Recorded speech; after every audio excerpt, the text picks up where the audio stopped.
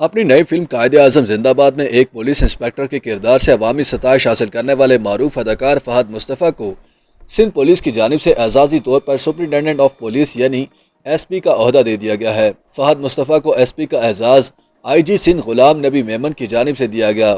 قائد اعظم زندہ باد کو عید الاضحیٰ پر ریلیز کیا گیا تھا، جس میں فہد مصطفیٰ نے ایک ہاؤس اسٹیشن آفیسر یعنی ایس ایچ او گلاب کا کردار ادا کیا تھا، جو کہ رشوت خوری چھوڑ کر اس کے خلاف باقاعدہ تحریک شروع کر دیتا ہے اور اپنے سینئر افسران کو بھی اس لعنت کا شکار ہونے سے روکتا ہے۔ سندھ پولیس کا اچھا تشخص ابھارنے پر سندھ کے آئی جی نے انہیں اعزازی ایس پی بنانے کا فیصلہ کیا، جس کی منظوری انہوں نے وزیر اعلیٰ سندھ مراد علی شاہ سے حاصل کی۔ فہد مصطفیٰ نے خود کو اعزازی ایس پی بنائے جانے کی تقریب کی تصویر شیئر کرتے ہوئے خوشی کا اظہار کیا کہ انہیں اعزاز سے نوازا گیا۔ تصویر میں انہیں آئی جی سندھ پولیس غلام نبی میمن کو سیلیوٹ کرتے ہوئے دیکھا جا سکتا ہے۔ اداکار نے اپنی پوسٹ میں لکھا کہ انہیں یقین ہو گیا کہ قائد اعظم زندہ باد کے انسپکٹر گلاب نے اپنا سب سے بڑا خواب پورا کر لیا۔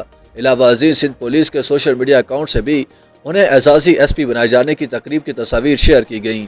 تقریب میں ہدایت کار نبیل قریشی، مصنف اور فلم ساز فضا علی مرزا اور ایل سی ایس سندھ کے چیئرمین کمیل حیدر شاہ نے بھی شرکت کی۔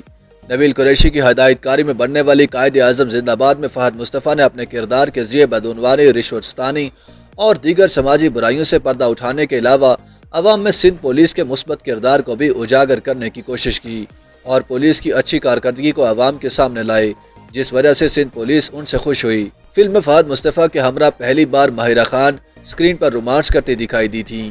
فہد مصطفیٰ نے بطور سندھ پولیس کے ایک بے باک آفیسر کے ایسے کارنامے دکھائے کہ لوگ انہیں حقیقی ہیرو قرار دے رہے ہیں۔